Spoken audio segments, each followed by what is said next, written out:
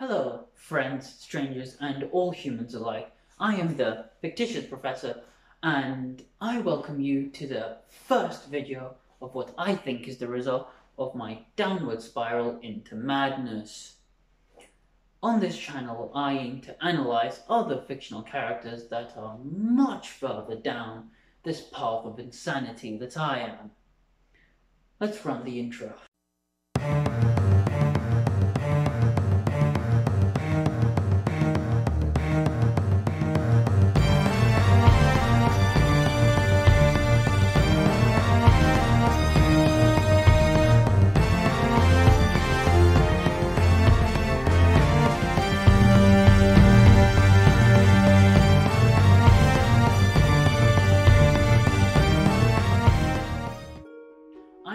This series, why are you like this, bro?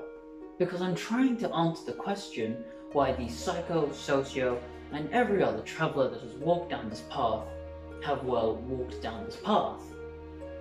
See what I did there? Because psychopath and sociopath, and it's like the path of insanity.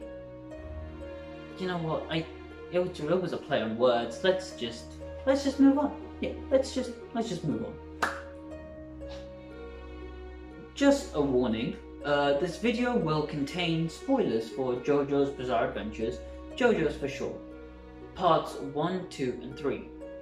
Mainly the first 2 episodes of part 1, because that's where all the information on Dio's history and his childhood are situated. You have been warned. So, what are we going to explore? Well, we know Dio shows apathetic tendencies and has a general kill everyone, take over the worldy vibe. And I'm going to try my best to show the psychological processes taking place that have molded Dio to be the way he is and the stresses that have triggered such processes. Right, time to catch everyone up who hasn't watched JoJo's Bizarre Adventures. George Joestar, our protagonist Jonathan Joestar, also known as JoJo's father, had a carriage accident and was shunted off of a cliff, to say the least. But that was when weird traveller / mugger / genuine / generally awful human being, Dario Brando, finds him unconscious on the side of the road and decides to rob him. However, George wakes up and thinks Dario is trying to save his life, making George think he's indebted to Dario, resulting in George adopting Dio after Dario died. Are you with me so far? You know what? I don't blame you if you know it is a bit confusing. Now, from the moment Dio entered the Joestar estate, he tried to systematically break JoJo's will, and then he tried to slowly kill George Joestar with the same poison he used to kill his father. But that didn't work, so he used a stone mask to kill Jonathan.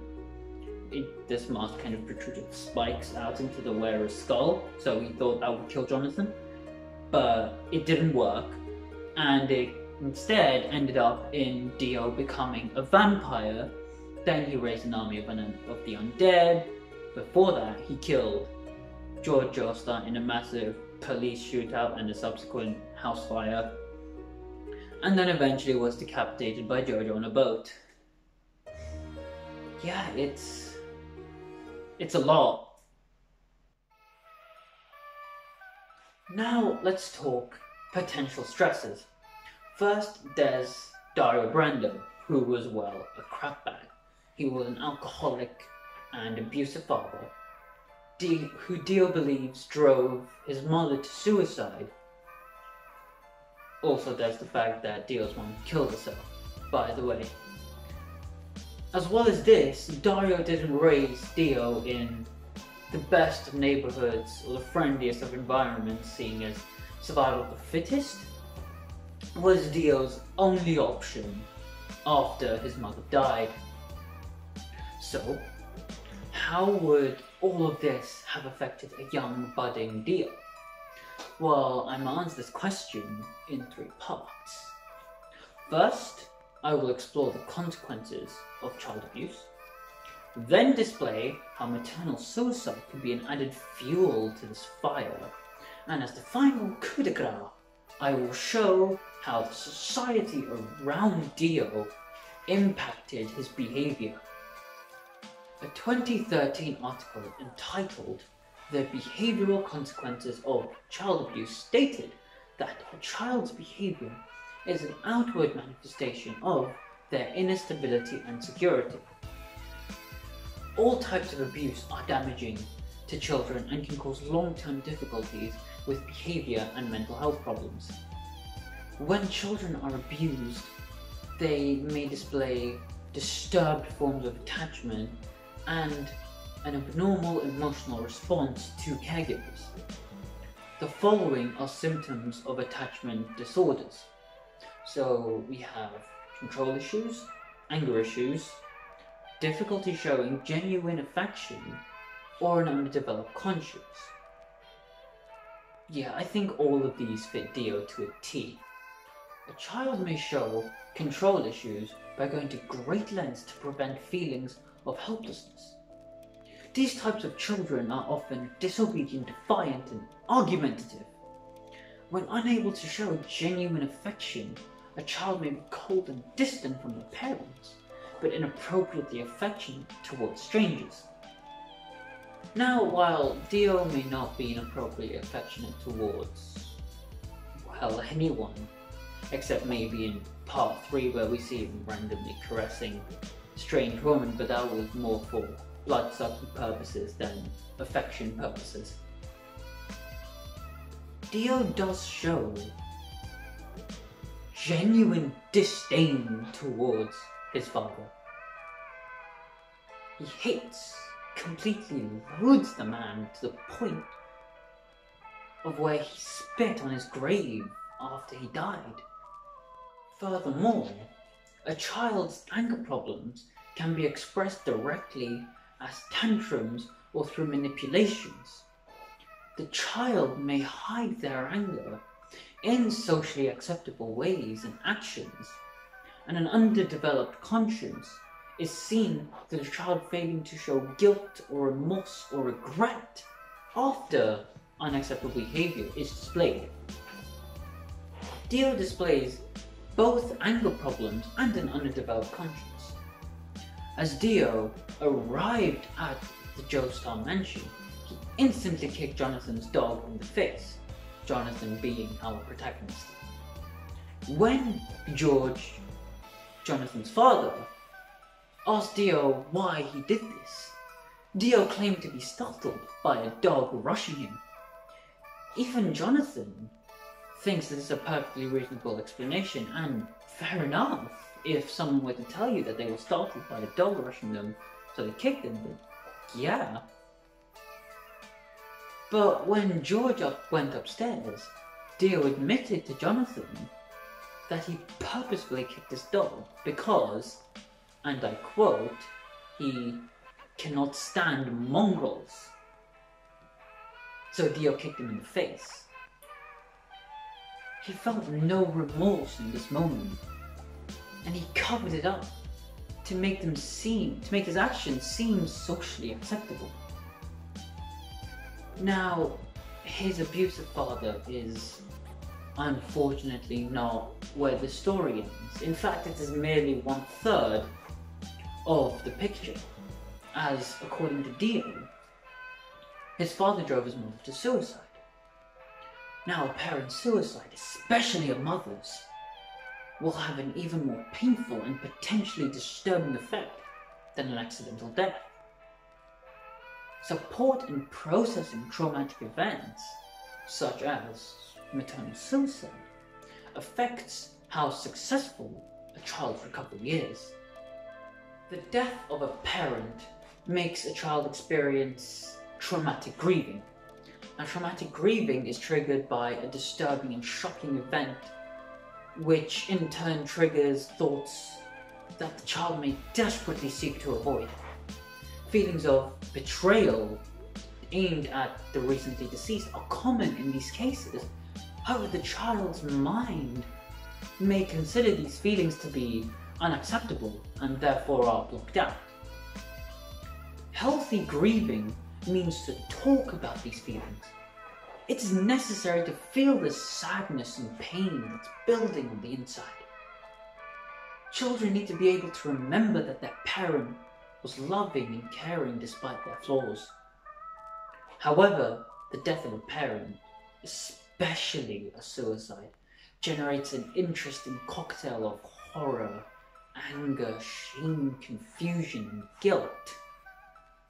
Not being able to, or not being encouraged to express any of these emotions can be the biggest risk to a child's mental health. A study conducted by US and Swedish investigators in which they compared suicide, psychiatric hospitalizations and violent crime convictions over 30 years in more than 500,000 Swedish children, teens and young adults, so adults under the age of 25, who lost a parent to suicide, illness or an accident, to teens and young adults with living parents. Now, one of the many conclusions drawn from the study is that losing a parent, regardless of the cause, increased a child's risk of committing violent crime. Now let's contextualize this information. DIO was clearly quite attached to his mother. He resented his father for causing the physical and mental trauma that drove her to suicide. She might have been the only person who protected DIO, but she killed herself. She died. After this, DIO had no one looking out for him.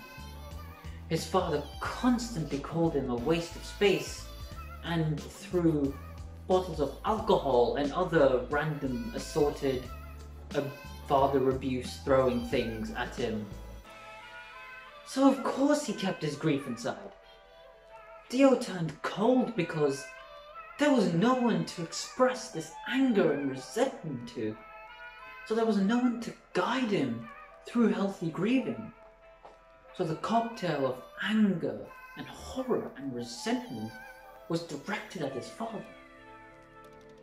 So DIO poisoned him over the years, not only to get revenge, but I suspect also to vent some of that rage.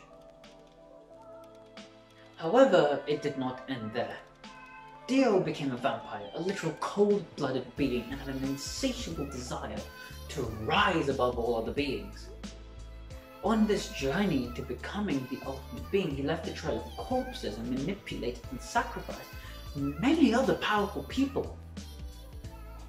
Where might he have learned to live like this, I wonder? Well, for this we can look towards Edwin Sutherland and B.F. Skinner. Now, for those who have a degree or are studying a degree or just do psychology for fun or at school, will know these names. But for those who don't, here's a summary. Edwin Sutherland introduced the differential association theory.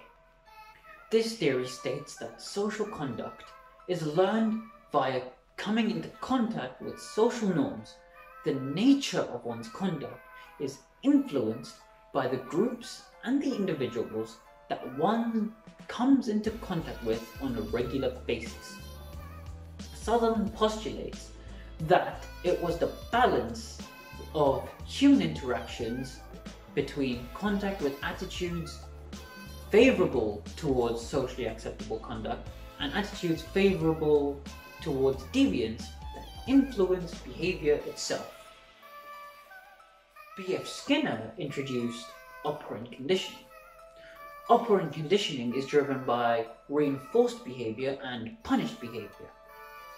Skinner postulates that behavior that results in consequences felt to be desirable will increase the frequency of that behavior occurring. However, behavior that results in consequences that are felt to be undesirable will decrease the frequency of that behavior occurring.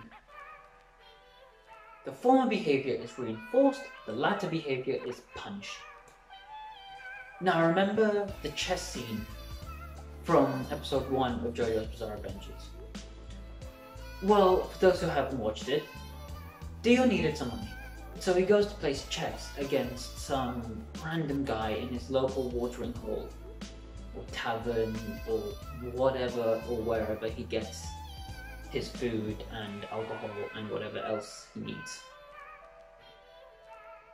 He wins the game of chess, but the person he's playing against is an extremely sore loser. And so he shoves Dio's face in his breakfast. This scene shows that Dio grew up in an area where he had to face off against the dregs of humanity and the deviance of society just for a few coins. So the individuals that Dio came into contact with on a daily basis forced Dio to toughen up, forced him to fight for his survival. Dio's only exposure to socially acceptable behavior, his mother, died. And the only individuals he was exposed to were his father, an abusive alcoholic, a foul-mouthed and violent individual, and those individuals that forced him to grow cold and fight for his survival. Sutherland's differential association suggests that Dio's conduct is a result of all this socially unacceptable behavior being absorbed by Dio from a young age. Whenever Dio was cold and calculating, this was so he could get money for his survival, so he could afford food and clothes, and he was rewarded for this display of behavior. Sure, he was punished sometimes for his cockiness, but at the end of the day, he could survive. From Skinner's perspective, Dio's behavior and actions was molded by the environment. His cold and calculating nature was reinforced by the fact that they were the key components of his survival growing up. As soon as Dio landed on the Joestar estate, he started planning and plotting how he could get his hands on the wealth and fortune that would come to him if George Joestar died and passed along his will to him. He wanted to make every day of Jonathan's life miserable.